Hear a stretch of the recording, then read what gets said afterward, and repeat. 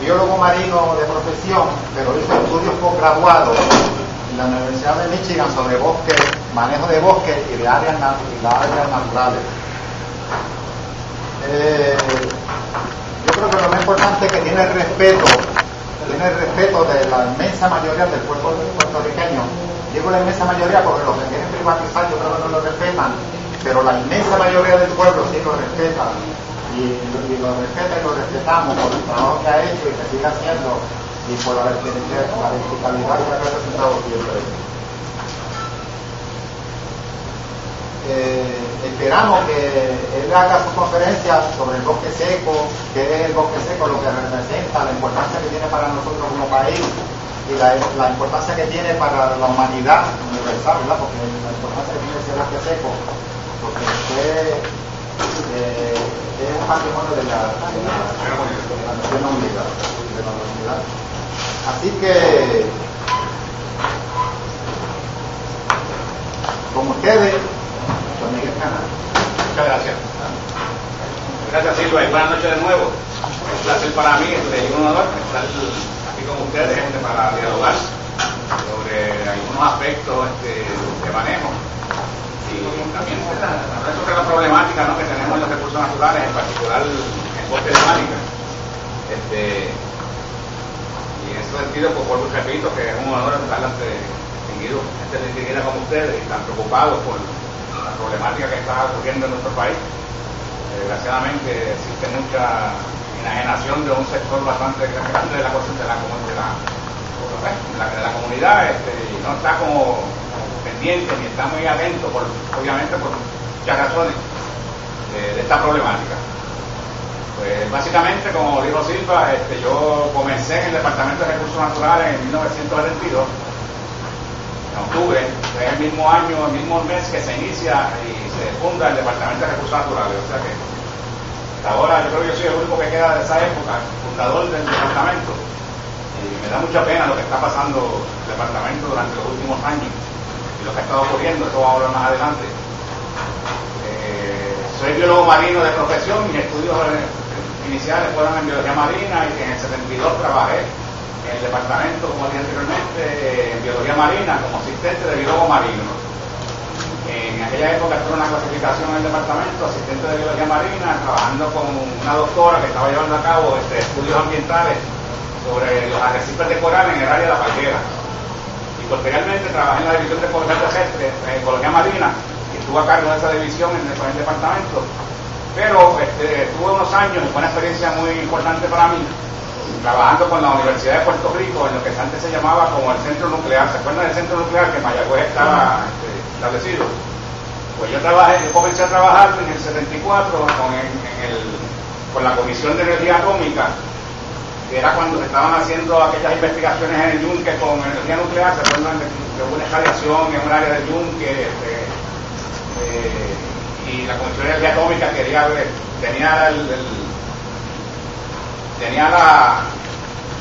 la encomienda de ver cómo afectaba utilizar bombas nucleares en Vietnam.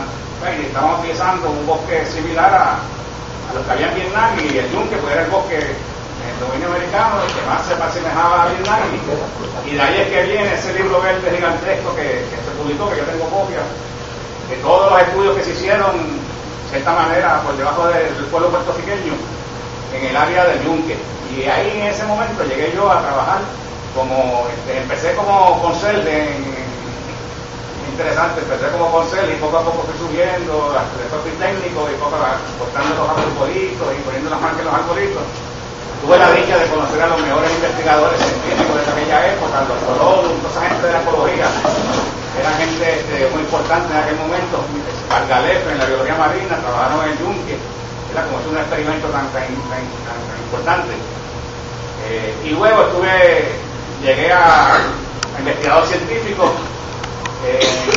y ahí tuve unos problemas con parte de la dirección, problemas que tenían que ver con mis convicciones respecto a la manera que se estaba llevando la investigación en el área del Yunque, y pues básicamente renuncié y me fui para el Departamento de Recursos Naturales de nuevo en el 79. Regresé al departamento, pero durante ese tiempo tuve una experiencia magnífica en todo lo que tiene que ver con ríos, tiene que ver con trabajar en el manglar y también con el bosque, trabajé con bosques como tal.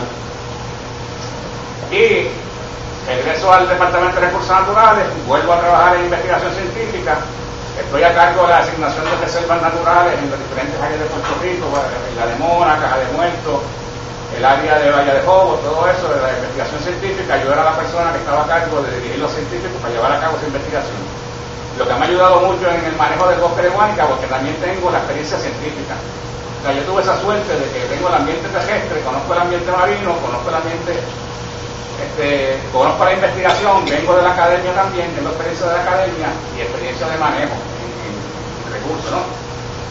Y estaban buscando en ese momento a alguien para Guánica, porque en ese momento ya Guánica había tenido una distinción de ser en 1981 designado como una reserva internacional, por la importancia que le daba la comunidad científica a Guánica y las Naciones Unidas, y identifican a Guánica como el bosque representante de los bosques secos subtropicales y lo nombran la Reserva Internacional de la Biosfera de Guánica, que es lo que es el bosque seco de Guánica hoy día. Guánica es ambiente terrestre y es ambiente marino. Y como yo tenía experiencia en marino, tenía experiencia en terrestre, por la secretaria de aquel entonces, la Hilda Soltero. Hilda Soltero era una persona que hizo muchísimo por el servicio forestal puertorriqueño, porque nombró en los bosques a biólogos y a especialistas y a gente que había tenido estudios por taxonomía en manejo de bosques y en silvicultura. A diferencia de antes, ustedes saben que antes eran los guardabosques básicamente eran como si fueran básicamente vigilantes, gente que hacía cumplir leyes, ¿verdad? Pero había una diferencia desde el punto de vista de manejo de la preparación académica. En ese sentido, doña Hilda fue muy profesional y fundó el cuerpo los oficiales de manejo del departamento, que somos los que quedamos pocos todavía, y que según nos vamos jubilando y nos van eliminando. De eso hablamos ahorita. Bien, el puerto corto, pues llegó en el 83 a trabajar a Guánica. El bosque estaba olvidado, no había ningún solo trabajador, solamente había un empleado, y de eso vamos a hablar más adelante. Vamos a empezar primero, vamos a ver por qué es que el bosque de Guánica es tan importante, y después hablamos de toda esta problemática. Bien, pero para entender, ¿verdad? Vamos al bosque de Guánica, hay que ir atrás a los albores de la conservación de estas áreas de Puerto Rico, especialmente la área de San Germán, Yauco, y el área de lo que llaman la comarca de Yauco, que comprendía San Germán, comprendía Guánica, comprendía Sabana Grande, que ya había unos manejos desde el punto de vista silvicultural de la utilización de los recursos naturales, en este caso los bosques. Y en el 1818 pues, se establece en Puerto Rico la Junta Superior de Terrenos Baldíos. Terrenos baldíos eran terrenos que pertenecían a la corona y que no estaban siendo utilizados porque no estaban alquilados a personas o se le habían cedido a personas para que los utilizaran, y básicamente el pueblo era quien los utilizaba básicamente para agricultura de subsistencia y para madera, para carbón, ¿verdad? Pero en el 1854 se crea lo que es el Cuerpo Nacional de Ingenieros de Monte, que esto eran gente con estudios especializados en ingeniería forestal, en aprovechamientos forestales, para aprender a ver cómo utilizaban pues, las plantaciones, a cómo utilizar el recurso de madera, cómo mejorar la industria del carbón, cómo mejorar la industria de la silvicultura, porque en aquella época pues, la madera era algo precioso, no había los plásticos, recuerden que no había plásticos, todo era madera, y las maderas preciosas que tenía Puerto Rico, el aceitillo, diferentes especies, los oxudos, todo eso, pues había que estudiar cómo utilizarlos. Y se establece este Cuerpo Nacional de Ingenieros de Monte, que primero establece unas áreas de importancia donde aparece en la comarca de Yauco lo que ahora es el bosque de Guánica. Pero en el 1870 se desmantela, por razones de política allá en España, el Cuerpo Nacional de Ingenieros de Monte, y se funda un cuerpo de aprovechamiento forestal, de ingeniería forestal. En el 1877, uno de estos ingenieros forestales, el César de Guillermo, llega al área de Manglillo, conoce Manglillo en Guánica, y a la boca del río en el área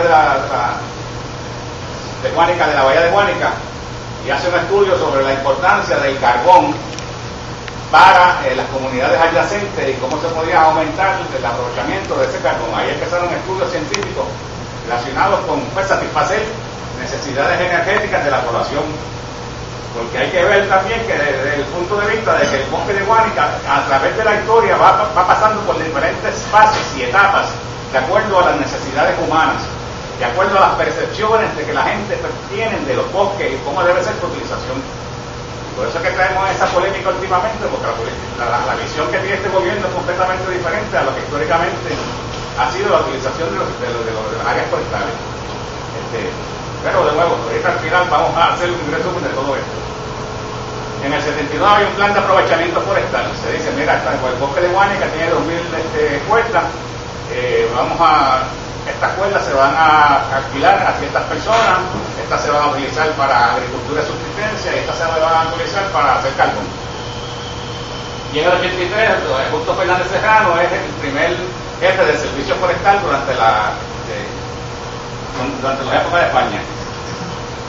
Pero obviamente viene la guerra de 1898, llega la invasión norteamericana, llega toda los norteamericanos tienen una visión muy diferente de la visión de la utilización del forestal. En esa época de guerra y esa época de conquista del Caribe, pues el carbón era algo muy importante para los navíos de guerra norteamericanos y lo necesitaban para poder lo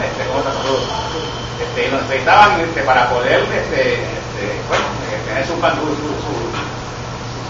artillería naval, ¿no? sus embarcaciones, y llegan a Puerto Rico. El bosque de Guánica es importante en el sentido de que por ahí fue que entró Ponce de León y formó Villa Tabara, que es la primera asentamiento europeo en el Nuevo Mundo, que es en Guánica, y entra también no fue Villa Capaja, fue primero Villa Tabara en Guánica y después se fueron a San Juan, a Capaja.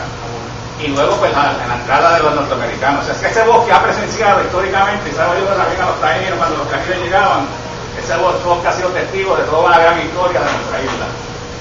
Pues bien, en el periodo norteamericano, ya nos encontramos en él, desgraciadamente, tenemos a Robert Hill que empieza a hacer los estudios forestales, el Bayún que de momento descubre Guánica y ve las maderas preciosas que tiene Guánica, y empiezan a llevar a cabo estudios de aprovechamientos forestales en el área de los bosques de Puerto Rico.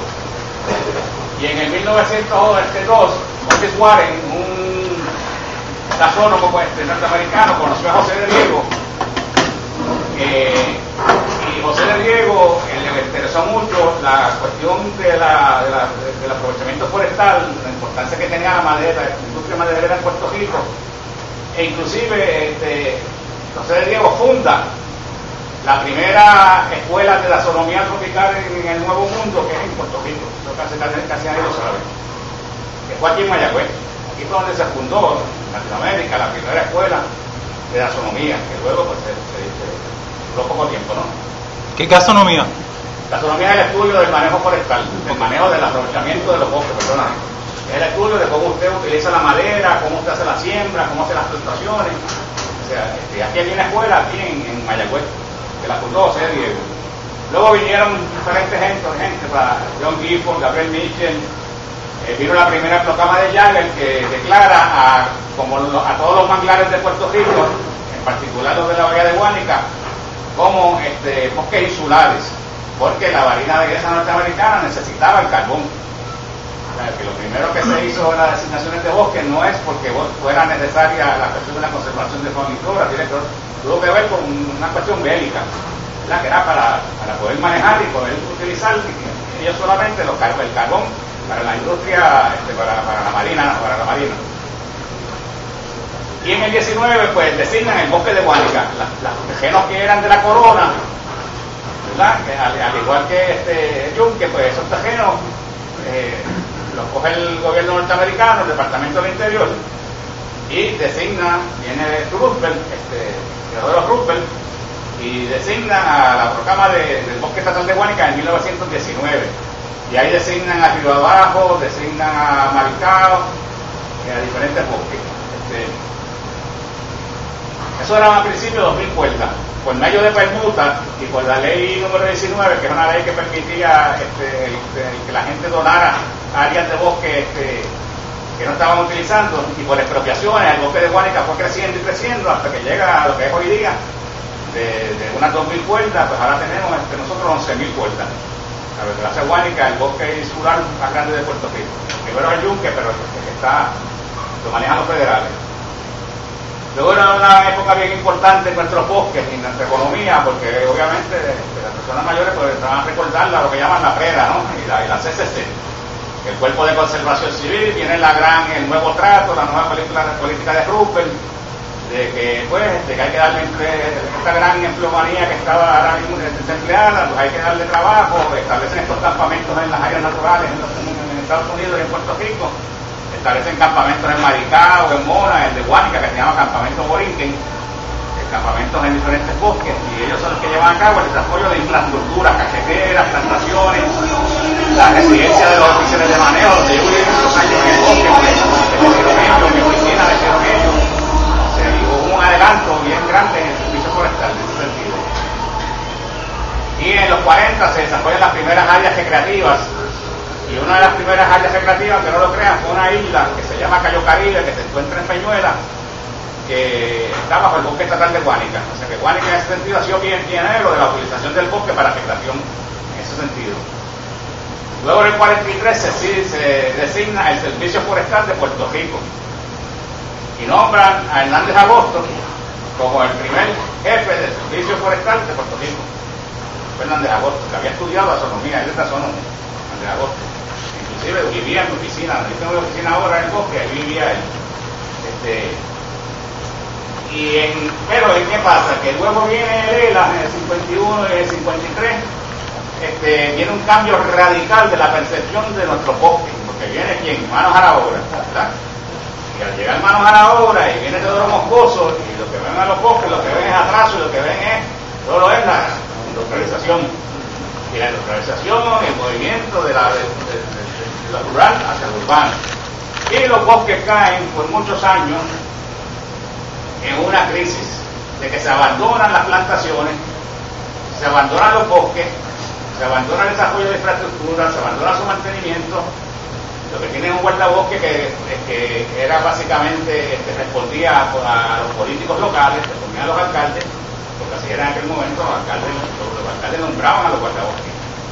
Y tenemos muchos ejemplos de ellos. En el caso de Guánica eran los hermanos Ortiz, íntimos de Muñoz, y Don Vidro, que era de Maricao, y así yo puedo decir de Don Negrón, allá en el área de Carite, de Aguirre, que fueron los precursores de nosotros, de los oficiales de manejo. Llegamos en el 72, pues se establece el Departamento de Recursos Naturales. ¿Y qué ocurre? Que como la visión en esa época, y vuelvo hacia atrás un poco, desde el principio del siglo hasta los 50, hasta los 40 antes de la CCC, la visión era satisfacer necesidad energética de la población. Eran los bosques para carbón, para las panaderías, los bosques para los especies, para la agricultura, y por eso es que los bosques nosotros fueron casi deforestados, ¿verdad? Por carbón. Había que satisfacer, no había energía eléctrica. Luego viene la electrificación rural, entran los norteamericanos, viene la CCC, establece las plantaciones y dicen los bosques ahora es para producción de madera. Y ahí es que usted dice después de momento que se llena Puerto Rico de pinos, la vegetación de pino, y establecen grandes plantaciones de pino en todo Puerto Rico. Parecían un ambiente americano, como quien dice, de allá de Estados Unidos, efectivos americanos que eran pinos y pinos, y yo de allá y pinos y pinos. Pues porque se pensaba que la industria maderera era factible, pero poco a poco, cuando viene ese cambio de los bosques de manos a la obra, que la gente se la ciudad, y los bosques se van olvidando, y la gente pues lo utiliza para recreación, básicamente, se olvida del manejo forestal para la producción de madera. Y en esa época, que viene el Departamento de Recursos Naturales, empieza a haber un cambio y una mayor concientización por el ambiente. Y se va cambiando como el concepto de bosque.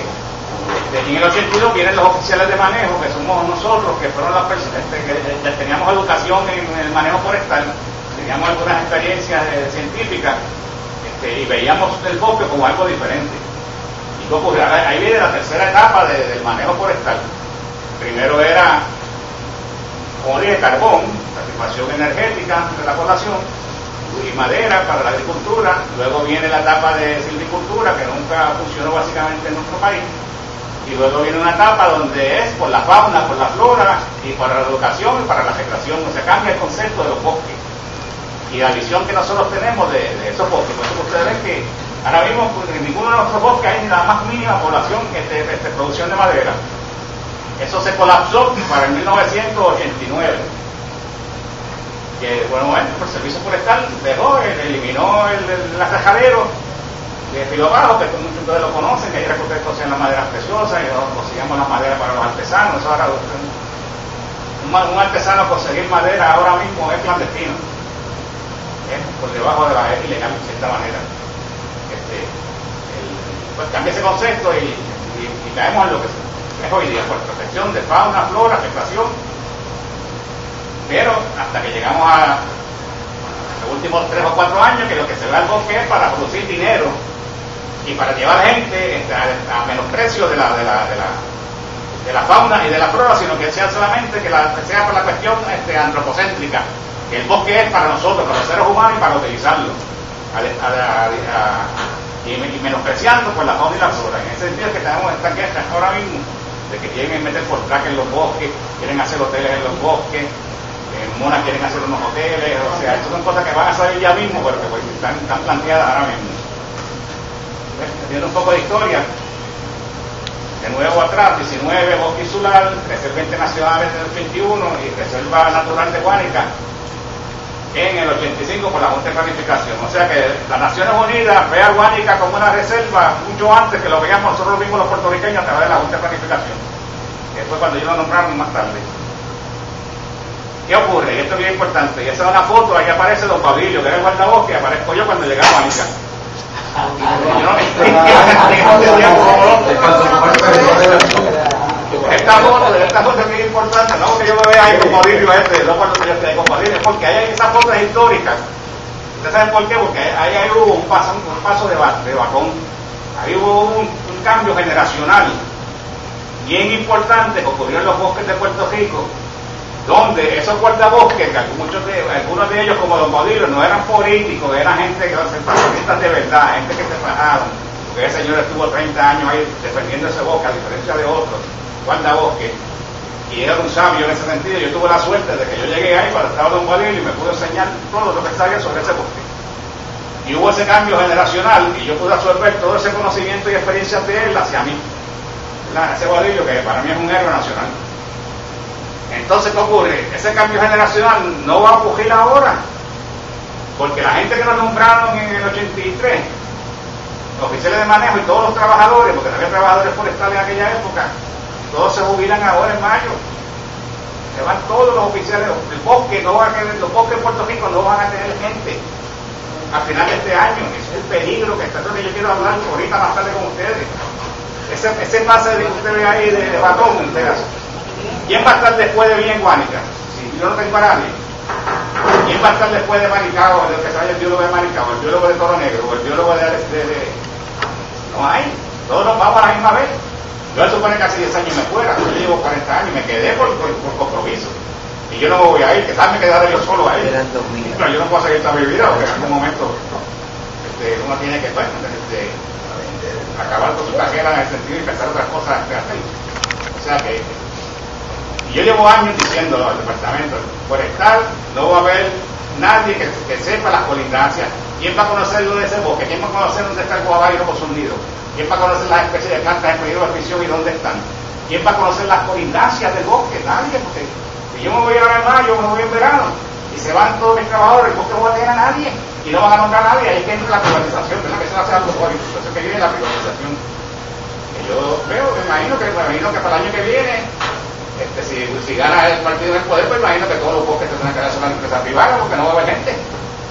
Y si hay gente, no va a saber qué están haciendo, porque nunca han estado en el bosque. Esos muchachos hoy día no saben nada del bosque. O sea, es un problema bien serio que nosotros tenemos que estar desde ahora ir llamando la atención sobre cómo lidiar con este problema, para que compañeros que estén atrás, en jóvenes que están interesados en llevar ese manejo, porque miren, que empiecen a trabajar con el servicio forestal, que buscar gente, porque hay que... Para mí lo menos que debe estar un biólogo en ese bosque 5 años para poder entender, por lo menos, a mí me tomó 30 años, pues ahora es que yo estoy entendiendo ese bosque. Lo menos que debe tener 5 años antes de que lo nombre como oficial de manejo. ¿Cómo usted va a nombrar a un muchachito por cuestiones políticas, al hijo de fulano de tal, porque tiene grado en biología, a un bosque? Pues la responsabilidad que conlleva eso. Bueno, es un problema bien serio. Pero vamos a hablar de Guánica ahora un poco y lo que damos de localización, sureste de Puerto Rico, eso lo sabemos. Son 6.400 cuerdas, el bosque más grande del estado del bosque de Puerto Rico. Es reserva marina, que eso poca gente lo sabe, que nosotros somos una reserva marina también. Tenemos 11 islas. ¿Cuánto tiempo yo tengo más o menos? Como las 9. ¿Ah? Como hasta las 9. Ah, está bien. Sí, verdad, bien. 11 islotes de manglar. ¿Ustedes conocen a Gilligan? Gilligan es una de las áreas de manglar. Tenemos hasta 100.000 visitantes en la isla de Gilligan. Cayo Aurora, ¿verdad? Nosotros le pusimos el nombre verdadero, porque Gilligan es un nombre inventado, me alegro que lo cogí, Cayo Aurora. ¿Verdad? Tenemos 21 kilómetros de costa.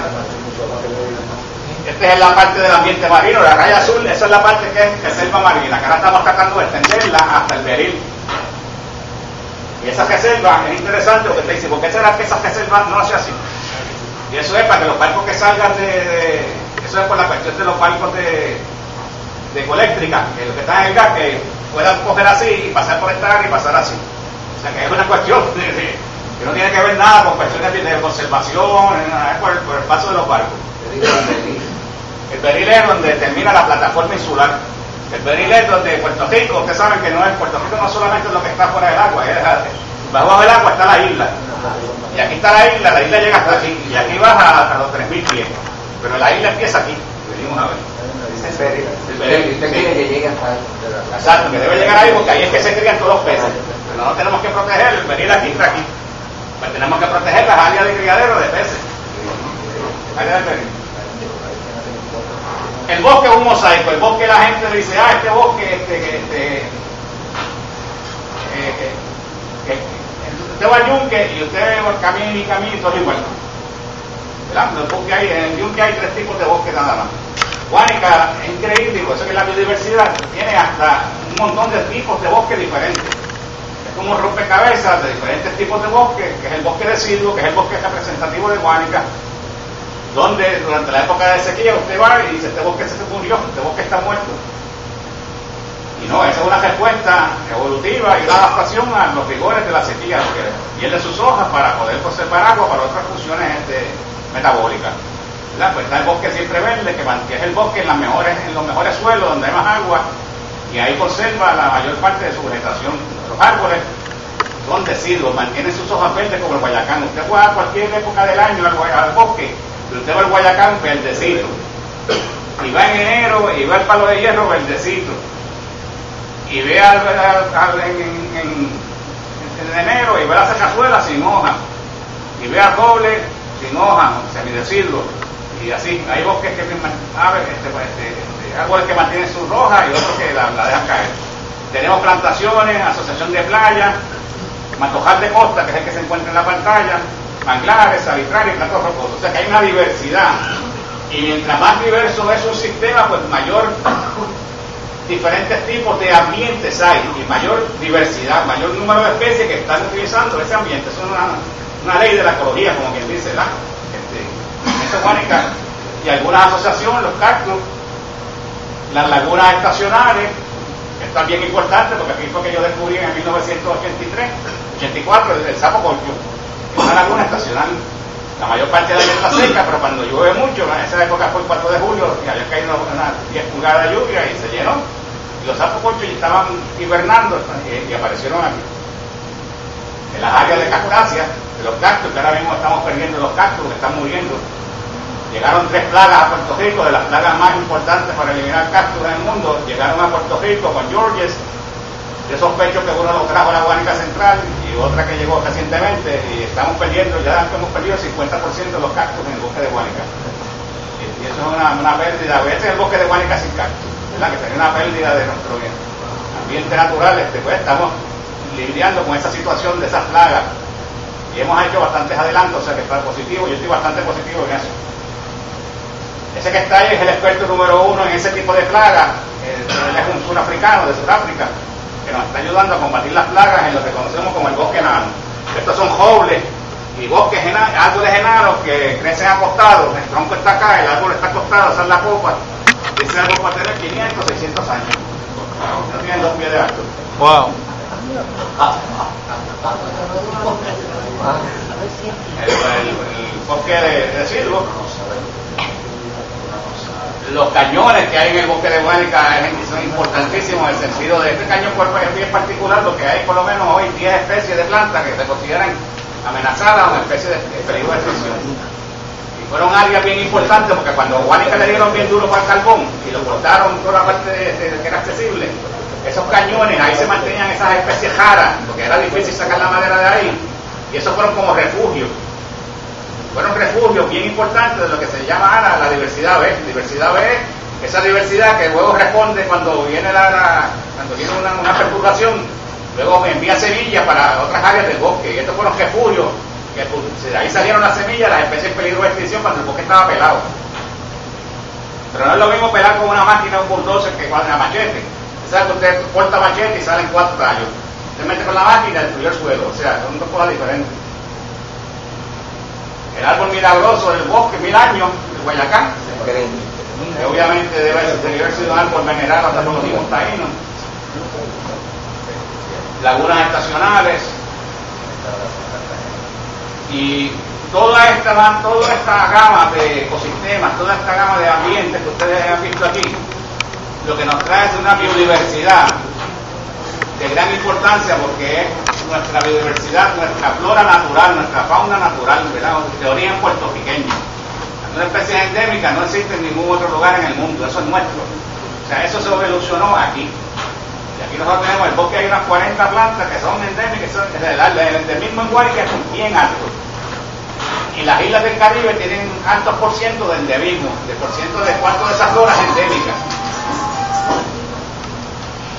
Pues de esas especies, el que hay 26 que se consideran críticas o raras, se encuentran en el bosque de Guánica, especies bien raras en ese sentido.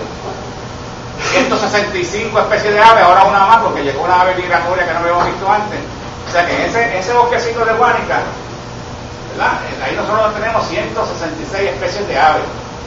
Yo siempre hago un experimento con los muchachos de escuela superior, con los estudiantes de la universidad también. Yo digo, ¿cuántas aves ustedes conocen? Y ellos me nombran como 25 y 40. Y yo le digo, mira, hay 120 más hay que tú no sabes, ni siquiera sabes los nombres de ellas.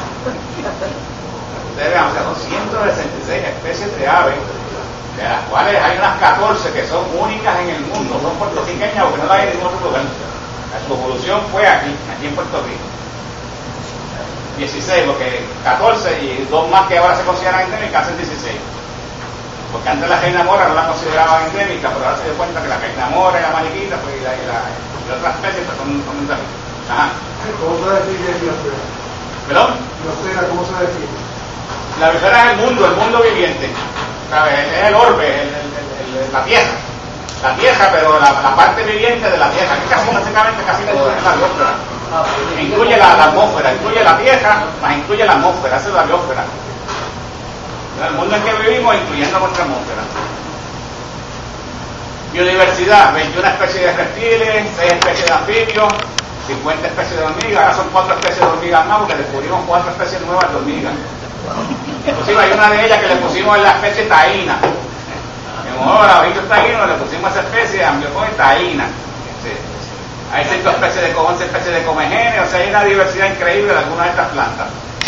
Eugenia, esta es alguna de las plantas que nosotros tenemos. Muchas de esas plantas ni siquiera son tan raras, que ni siquiera tienen nombre. Como en este caso, Eugenia Wetmore, en honor al Dr. Wetmore, que es un botánico norteamericano que dedicó 40 años, 50 años de su vida a trabajar en la flora de Guánica y en parte sur de Puerto Rico y en Puerto Rico, y él descubrió esa especie. La diversidad de expresión, la meiba de agua azul, es una expresión, un lagarto de tierra que es impresionante. Áreas como esta, que son únicas en el Caribe, áreas donde usted puede tener hasta 4.000 melones de costa por puerta. Solamente queda un área nada más así en el bosque de Guánica y yo allí no ni llevo a la gente porque no la conozca, porque sé que eso se lo coja y lo vende a 50 pesos. Lo llevaban para Miami, lo vendían en Miami a 200 pesos. Hay un individuo que lo transportaba. Y le confiscamos vehículos, le confiscamos todo, pero lo estaba vendiendo en Miami. Yo voy a muchas de las casas en Palguera, las casas de la gente de Palguera ahora que vienen de San Juan, y los que llegan llenos de esos aparatos así. No la gente de Palguera, la gente de San Juan que tiene en Palguera segundos hogares, todas las casas están llenas de estos melones. Así que se llama. De los comas de Guánica, de melón de costa. Y para que desarrolle para que él desarrolle ese meloncito de costa, desarrolle esa inflorescencia, que es lo rojo, que toma como 25 o 40 años en el área, en el área natural. O sea que son todos los que tienen de 25 o van a tener 40 años. Todos estos que están ahí. Imagínense cuánto tendrá este de abajo. El sapo concho. Tenemos la hembra. Oye, podemos bajar la luz, que no se pueden bajar parcialmente las luces, ¿verdad? Puedes pagarla. Puedo pagar. Vamos a pagar la verdad, que se da mejor la foto. Yo veo que le gusta jugar a caballo.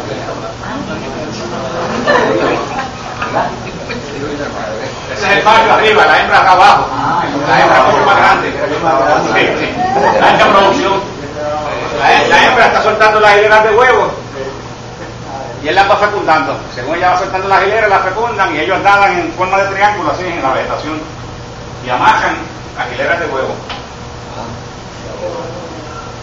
Tremendo arbolito que se llama el mariaco, que para mí tiene potencial ornamental y lo estamos reproduciendo en el bosque, y es un árbol precioso.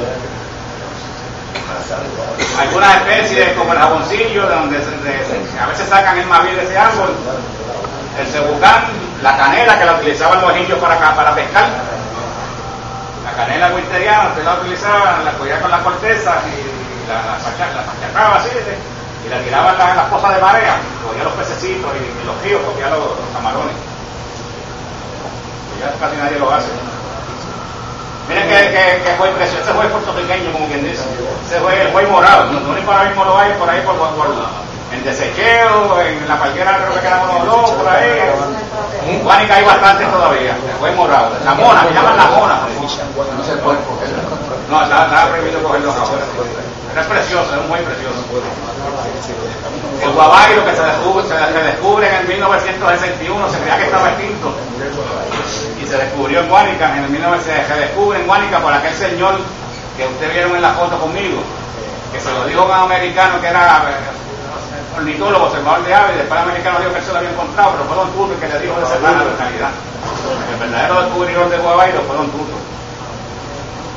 El múcaro,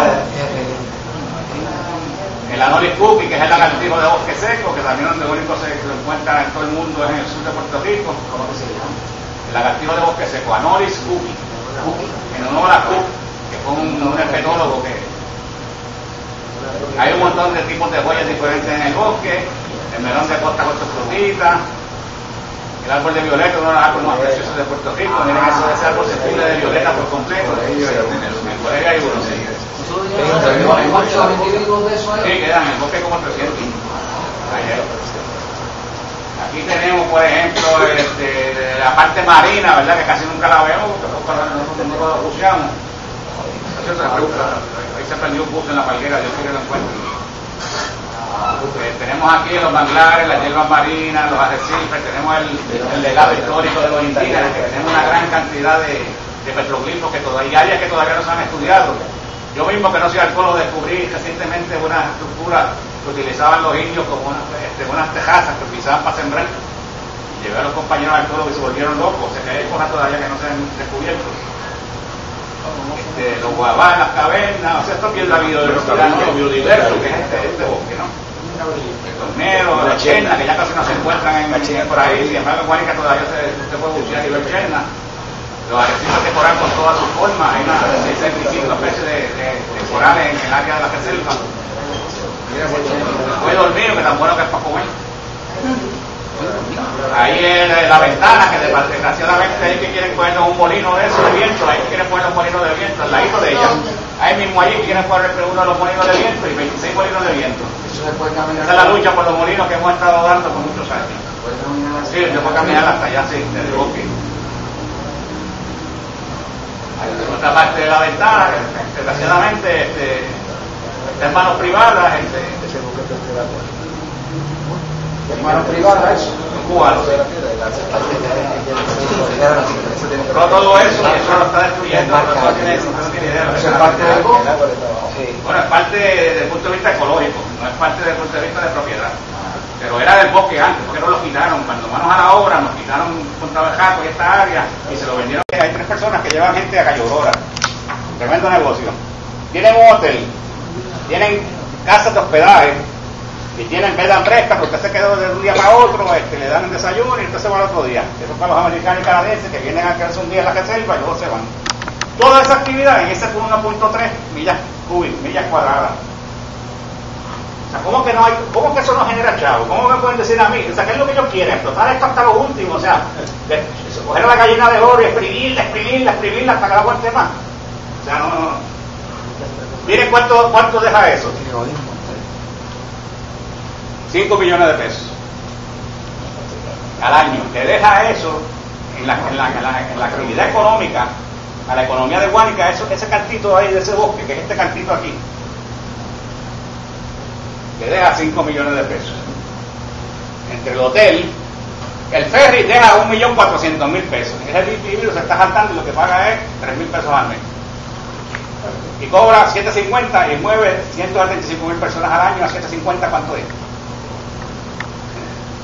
Y le paga a nosotros 13 chavos por persona. Y él cobra 7.50. Miren, ¿qué clase de negocio? Esta gente que dice que son tan negociantes y tan bravos que son, y lo doy en la empresa privada, ¿cómo es posible que el gobierno no? O sea, yo me acabo de manejar guiris cobrando y tengo más chavos que todo lo que ellas pueden dar. O sea, nosotros podemos producir nuestros propios empleados. Y eso es hasta tu dinero se puede privatizar, porque este gobierno es loco privatizando todo. Eso que quiero decir, que por eso que quieren privatizar todo. O sea, cuando yo la excusa esa de que no, que queremos que venga más gente y que esto deje chavos, no es correcta porque ahora está dejando chavos. Pero usted no puede destruir el ambiente. O sea, ese es el manejo que nosotros proponemos.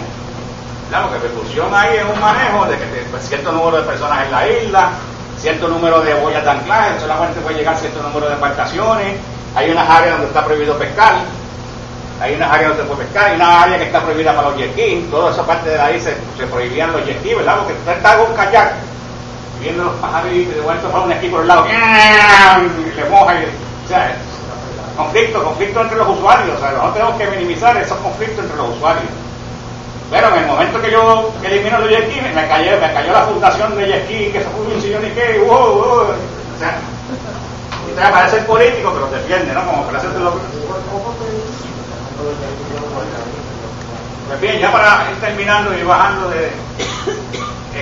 ¿cuáles son las necesidades de infraestructura que tiene el bosque? Como dije anteriormente, el problema que nosotros tenemos es que a nosotros con la ley 7 se nos fueron todos los empleados. Yo tenía 25 empleados, 3 biólogos y una secretaria de educación. Ahora mismo yo tengo 6 empleados, ningún biólogo, ninguna secretaria, ningún educador, y de los 6 empleados, 4 están operados del corazón y no pueden ni siquiera levantar un lápiz. Con eso es que yo tengo que manejar ese bosque. Esto no lo crean. Y se los jubilan todos ahora, y los que quedan, esos que están operados del corazón, más los 2 que quedan, esos del año del 82, se jubilan todos en mayo, y se supone que yo me vaya también en mayo. Yo me voy a quedar. Yo me voy a quedar solo. Entonces, cuando llamo ahí digo, mira, esto se va a quedar solo el bosque. Me dicen en recursos humanos, me dicen allá de recursos naturales, los recursos humanos, el secretario dice que están congelados los puestos. ¿Y cómo usted va a hacer con los bosques? Claro, privatizarlos. Cuando digan en la prensa, Miguel Canal tiene el bosque abandonado, y vayan a Manglillo y la basura está allí, vayan a Guilin y no mantenimiento, porque no tengo gente. Eso está planeado, eso está planificado, miren, de una manera brutal. O sea, y eso es lo que viene en estos próximos meses, y si ganan por el próximo año, imagínense. O sea que lo que viene es serio. Rotulación de veredas, todos esos son pues, problemas que hay. Otros problemas, los indocumentados son un problema en el bosque, porque antes los indocumentados llegaban, pero ahora llegan indocumentados, pero llegan con drogas. El miércoles hubo un cargamento grande. Ya la gente que llega no es la de antes. El vertedero, miren el vertedero expandiéndose hacia el bosque. El problema de las embarcaciones que no utilizan las boyas de amarre y destruyen la hierba marina. Mira aquel individuo, aquel pasó la bajera que nosotros tenemos para que los botes no lleguen a la orilla, miren cómo destruyó toda la talasia, ahí que se crían las tortugas, ahí que se crían los capuchitos, las langostitas. Ese tipo era de Ponce, que quiso llegar hasta la misma orilla, miren, destruyó eso. No le meten multa, no lo meten. Mira, eso lo cogimos, porque verdad que pasó Fury y lo vio. Miren el bosque el 4 de julio. No podemos seguir así. Entonces aquí vienen, ustedes ven, cierran el yunque el 4 de julio. ¡Wow! Cerraron el yunque. Vengo yo, quitando sacar y Miguel es el enemigo número 1 del turismo en Guánica. Porque yo no quiero que la gente, para evitar que pase eso. Si ahí se ahoga uno, ¿cómo va a pasar la ambulancia? A mí no me dejan cerrar la cajetera, pero los federales lo dejan. Ya, hay los estándares, ¿verdad? Ellos pueden hacer unas cosas que nosotros no podemos.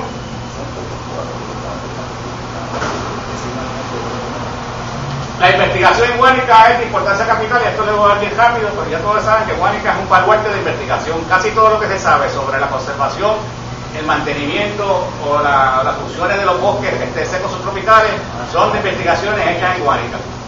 Obviamente los primeros investigadores que tuvo el bosque de Guánica pues fueron los chamanes, ¿verdad? Que eran los chamanes de los indígenas, que eran los que conocían todas las plantas medicinales, conocían todo. Y por eso es que tenemos 500 nombres de términos para especies de plantas y animales. Guayacán sífilis al lado. Porque Guayacán lo utilizaban para la sífilis, los taínos, para curar la sífilis.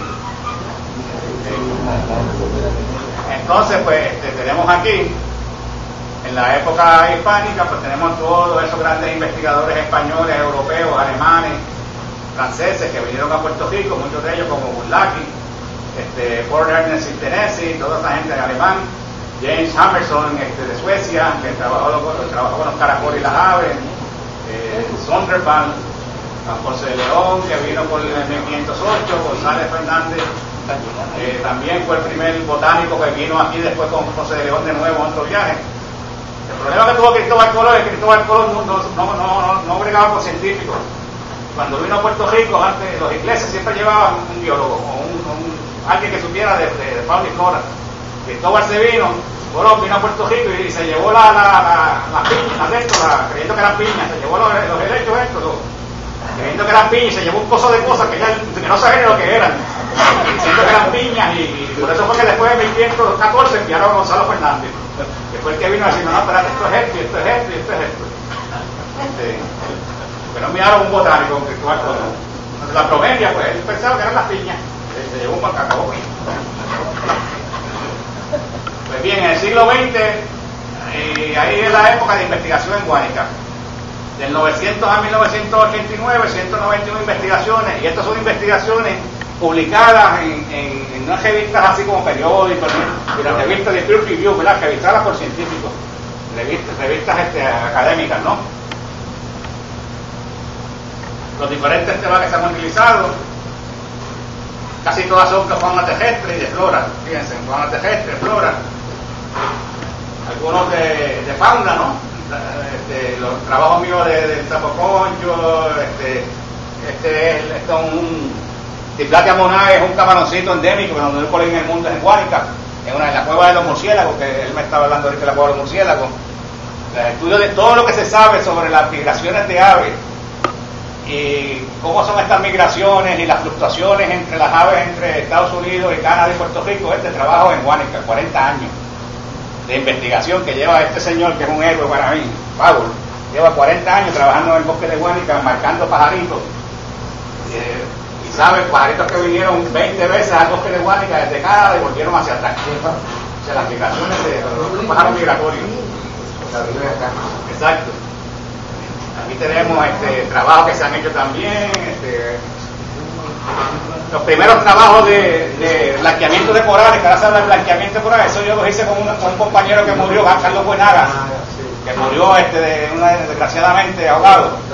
Pues ese trabajo lo publicamos, lo hice con él. El primer trabajo de blanqueamiento que se hizo en el Caribe. Y por ahí, Guánica es un baluarte de investigación.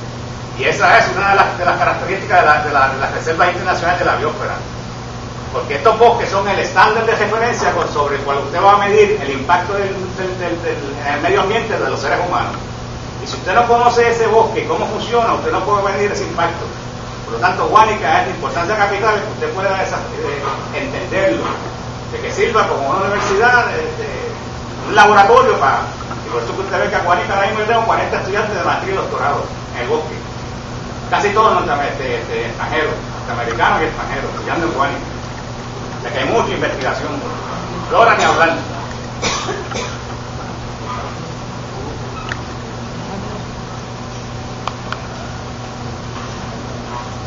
Estrategia de manejo, ¿cómo más? Eso yo he hablado yo bastante, así que le voy a rápido, que es lo que hacemos nosotros. Obviamente lo comunitario y la educación comunitaria es la más importante. Eso fue las casas abiertas que hacemos en el bosque, con el sapo concho. Grupos de apoyo de las diferentes escuelas que nos ayudan. Nosotros tenemos mucho apoyo de escuelas, si no, no podríamos trabajar, como le dije, con los pocos empleados que tenemos.